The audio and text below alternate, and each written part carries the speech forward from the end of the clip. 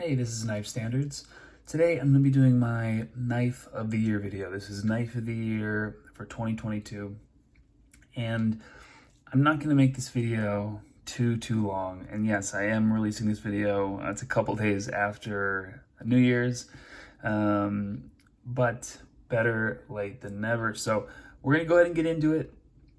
It's not going to be a crazy long video. Last year I did, more of a variety show, like countdown of, my top picks, and then I kind of narrowed it down.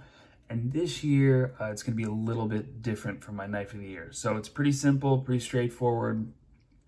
And I'm going to go ahead and get into that in just a second. But first, you can follow me at Knife Standards. You can follow me on Instagram. Feel free to message me there, comment, like, all that fun stuff. And don't forget to like this video and subscribe to my channel for a lot more knife content and weekly knife reviews. Weekly knife reviews, yes, they're still coming. I got a lot of cool stuff to unbox. And I actually just got a really awesome one in today, which I'm going to be unboxing, so I'm excited for that. All right, let's get this out of the way. So, Knife of the Year. First up, oh, I'm shaking. All right, there we go. First up, we're going to talk really quickly about the RR Standard, which is my knife and my design. Now, I'm not going to pick this as my Knife of the Year because, I am a little biased, but I'm not going to pick it as my Knife of the Year because I think as a reviewer, I need to pick something that is not mine. But after all the work that I put into this, how much this means to me, literally working on this every day for over a year. I've lost track of time. And now, packing up these knives and shipping them out, and I have some other cool things in the works. Just all the work that goes into this, and just seeing it in my hand, taking it from a drawing that I showed to my dad to cardboard cutouts and, little paper. I'll do a video. I'll show you guys some of those little paper cutouts to, I sculpted one of these out of clay. Just all of that, and getting it into a final product in my hand. This knife means a lot to me. So I'm giving it a special shout out not for Knife of the Year, but kind of an honorable mention. It's really just amazing to me that it's a thing. It is a real thing in my hand. So I'm super excited about that. And I'm going to go ahead and put this aside. Just special shout out to my own design, my own knife. And yes, I am very biased. All right, so we'll go ahead and put that aside, and we'll talk about the real Knife of the Year. It's my duty as a reviewer to, I'm just going to readjust this chair. All right. It's my duty as a reviewer to pick not only my favorite Knife of the Year, but that's really what it is. It's my favorite. It's, it's a subjective pick. It's my opinion. But also what I think is truly the best Knife of the Year. Not just specifically what I like, but overall. So here it is. If you guys don't already know this knife, this is the Brown Knives FSD. It is an incredible piece of art and machining. Man, I'm sure you guys have seen it, all over Instagram, Reddit. If you're into the knife world, the knife community, you've definitely seen this knife before, I think. If not, welcome, FSD, Brown Knives. No, this is not Brian Brown, who is a fantastic custom maker and has production knives. This is Craig Brown, and he's doing these, I consider these custom knives. Everyone has their own definition. Did he, mill this by hand? No, it's CNC machined, but he's doing really, it's custom, it's small batch custom work, grinding each blade himself, everything USA made. If you're into, where every little piece and part is sourced, yeah, American made, 100%. Now, there's a couple cool things about this knife. The first thing that's pretty obvious is the locking mechanism. So you want to call it a button lock, but not quite. Compression lock, not quite. Now, I'm not the lock master here, but you can see this button kind of actuates basically a liner, and then lets that. It's a little hard to see. Let's see. Better view from back here. Boom. So it locks in, it clicks in the button. The cool thing about this, which I really like, is you can push the button and kind of control the close. So it's not always like a clink, like a dropper like that. You can do the nice, smooth, controlled close. So the locking mechanism, very cool. I guess it's the Brown lock. I'm under the impression that he invented this, and it's really fun to play with. I'm not a huge fidget guy. Like, I don't sit there and flick and fidget my knives like Lefty EDC does. But I usually open my knife, I use it, I close it, I put it back away. But this has actually been my most fidgeted knife, maybe ever. And I will sit there and play with it. It's just really, really fun to play with, addictive. It's the best knife that I've found that has multiple deployment methods. So you have the fuller to flick, you have, of course, the flipper, and it's very minimal. Boom. Detent feels amazing. And yes, it's not meant to be a front flipper, according to Craig Brown, but you can front flip this knife, which is great. Let's go ahead and do a quick size comparison. And yes, this is also, if you guys were wondering, if you've been following my channel for a while, this is also going to be my full review of this knife. I did an unboxing and first impressions way back when I got this. And I've been busy with this guy. So this will also function as my full review for the FSD, and it also happens to be Knife of the Year, or at least my pick for Knife of the Year. Let's do a quick size comparison. We'll get that guy going. What else do I have right here? All right, got the Quiet Carry Drift. So you can see the FSD is quite the beast of a knife. The RR Standard it's big, but the FSD is even bigger. I don't even know where my tape measure is, but it's serious. This thing is a full handful, feels incredibly comfortable in my hand.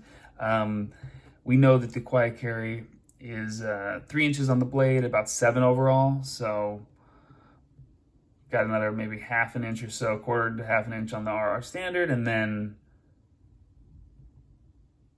boom, even more, maybe a little over 4. I'm not the best at estimating. I really should have my my tape measure up here, but that's what happens sometimes. So I'm gonna go ahead and get the drift out of the way, get that put aside, get the RR Standard to the other side, and then we'll talk a little bit more about the FSD. Now, one thing to keep in mind is that these are extremely hard to get, and the drops on his website it's like lightning fast. Like 5 seconds sold out. I think he does a drop of maybe 5 to 10 knives, and he's doing that every few weeks to a month. I think it changes, but these are definitely tough to get, secondary market, and they're not cheap, but worth every penny, every dollar. On the secondary, they are going for like $1,000 to $1,200 ish, and then brand new, I think they're closer to $800. I forget exactly what I paid for it. But I was lucky enough to get my hands on one, and I'm really glad I did. I also had a chance to speak briefly with Craig Brown. Seems like a super cool guy, and he's just very focused on putting out a damn good product. So he seems like a great guy, and that's another reason why I'm picking this knife as knife of the year. That's, I don't know how much of my criteria, I should probably write it down, but maybe that's like a good 25% of my criteria is the person behind the knife, the person behind the design. You know, if they're not fun to deal with, or they're not nice. I mean, they're not, you know, they're not, I'm trying to think of the right word, but like, they're not involved in the community, they're not pleasant to deal with, it doesn't make you feel good to support them, then to me, that's a huge detractor from a quality knife and the company. So Craig Brown is crushing it. He was very pleasant to talk with, seems like a cool dude, and he's putting out some insane knives. I have one other knife from Craig Brown, and I was gonna get it and, you know, show it off and all, but I'm just gonna keep it 100% focused on the FSD. He also came out with a mini FSD, which was, I think, was the crowd pick, the crowd favorite, because this is a pretty large knife, which I actually love. I love the size of this knife. That's another reason why I picked it as my knife of the year. The size, the machining, everything. But that mini FSD is a little bit more manageable. If a mini FSD came across my desk, or if I had a chance to buy one, I would. But I'm very happy with this guy. Another thing which I really like is you can slow roll it from the fuller. It's just really functional, easy opening, no matter which way you choose, whether it's the flipper or the front flipper works really well too, or the fuller, thumb roll, whatever it is. So let's take a look at the machining. Of course, titanium scales. Wow.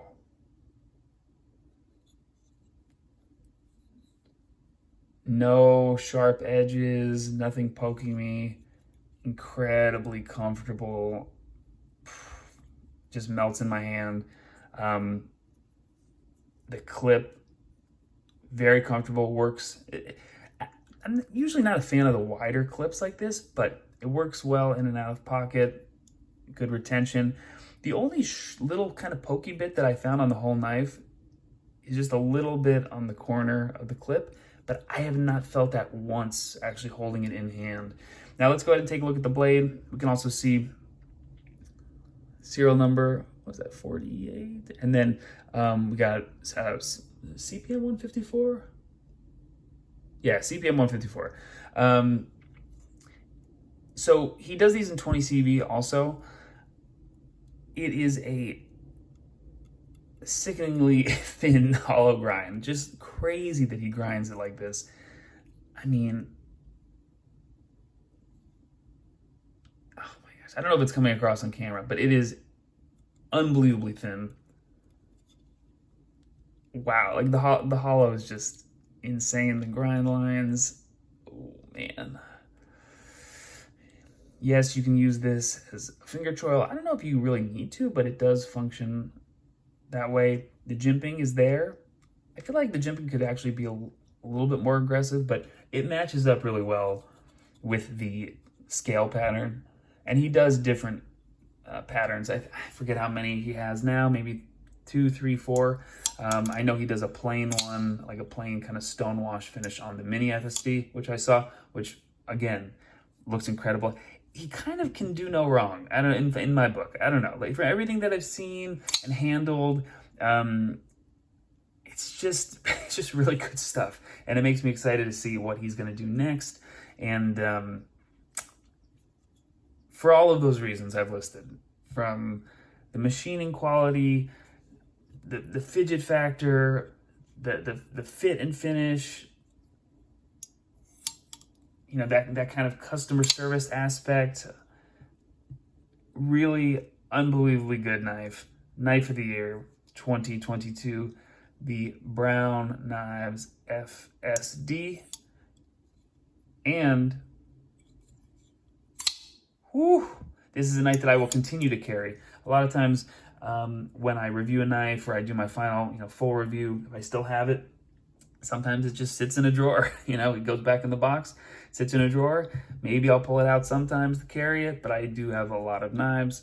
But this is a knife that I will continue to make time for and get it in pocket.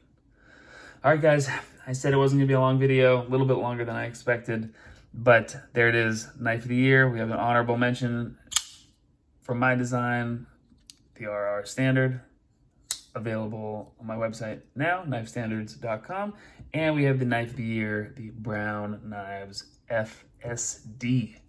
Thank you guys for watching. This has been Knife Standards. I will catch you later.